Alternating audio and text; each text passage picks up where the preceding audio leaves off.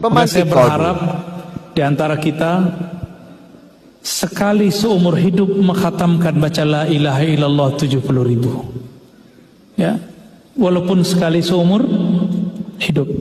Ya, Imam Ibn Arabi sebagai penutup kisah yang akan saya bacakan, ketika ada orang yang mengkafirkan dia. Jadi Imam Ibn Arabi ini sufi.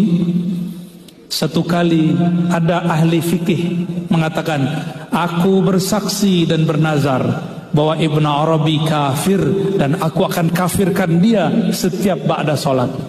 Jadi wiridnya sudah ganti. Dia kalau assalamualaikum, assalamualaikum, tidak astaghfirullah. Asyhadu anna Ibn Arabi kafir, kafir, kafir. Berapa kali? 7 kali. Yang dia kafirkan wali Allah. Tadi kalimatnya apa? Siapa yang menghina sultan Allah fil ard, orang yang diberikan sultan, baik umara ataupun ulama yang wali, Allah akan hinakan dia di muka bumi. Kalau di riwayat Bukhari yang sahih, man adali waliyan, siapa yang memerangi, menyakiti waliku, azantuhu bil harb, aku nyatakan perang baginya. Itu penduduk langit perang sama dia. Orang ini belum sampai 7 hari mati sakit jantung, mati mendadak, mata fujatan, mati tiba-tiba. Sedang syahadat apa? Asyhadu anna Ibn Arabi belum sampai fir mati. Ya, malaikat marah, malaikat maut turun langsung. Karena malaikat maut berteman dengan para wali. Karena wali setiap hari mengingat kematian. Itulah pertemanan wali dengan malaikat maut. Mau temenan? Mau berkawan sama malaikat maut? Sukalah ke tempat kuburan, supaya nanti kalau dia jemput, dia sudah kenal aja bro. Orang-orang yang jarang ziarah kubur, yang jarang ingat kematian, malaikat maut tidak kenal dia. Jadi ketika mati tidak dijemput. Kamu siapa? Ditarik, langsung ditarik. Kuku ditarik, sakit pak. Ini kaki saya lagi agak kurang sehat. Itu cuma sedikit, di bawah kulit, di bawah jalan sakit.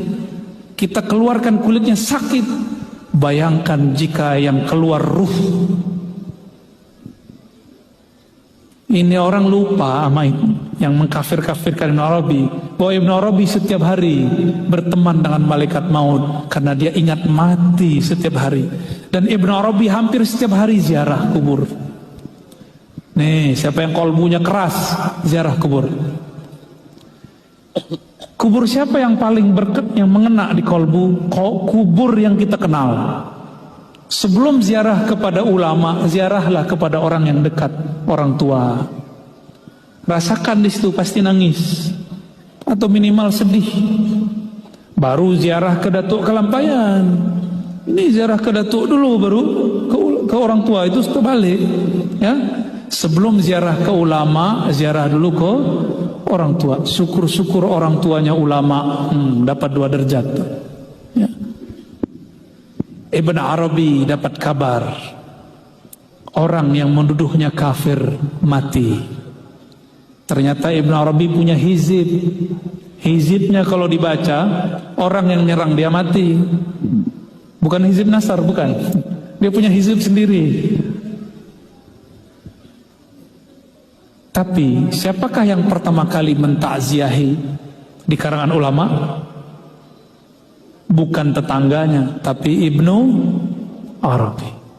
Bukan pengikutnya, bukan pengikut orang yang mengkafirkan Ibnu Arabi, tapi Ibnu Arabi yang pertama datang. Semua kaget. Orang yang dikafirkan almarhum apa almalun, belum jelas statusnya. Dia diziarahi, ditakziahi oleh Ibn Arabi. Ibn Arabi datang ba'da maghrib, tidak beranjak sampai jam 4. Apa yang dia baca? Dia putar tasbihnya.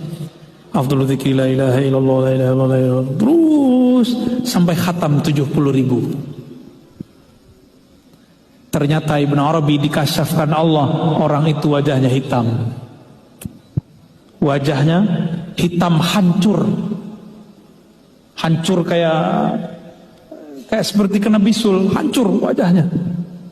Tapi setelah dibacakan la ilaha illallah 70.000 kali, kering dan tidak bau.